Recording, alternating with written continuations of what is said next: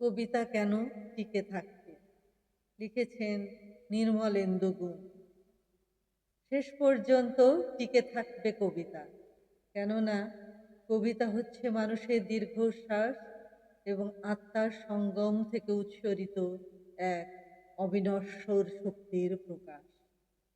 ধ্বংসের মুহূর্তে বস্তুর ভিতর থেকে সে অনায়াসে বাইরে বেরিয়ে আসতে পারে। সে পারে জৈব প্রকৃতির বৃত্তজাল ভেঙে জড় প্রকৃতির নবতর বৃত্তজাল নির্মাণ করতে। বলপেন থেকে নির্গত হরফ সমূহের মতো সে নিঃশেষিত বলপেনটিকে দেখতে পায়। পৃথিবী থেকে সে তারকা পুঞ্জকে দেখে, পৃথিবীকে দেখার জন্য সে অবস্থান নেয় মহাশূন্যে, অপার্থিব তারকাপুঞ্জে, নীলিমায়।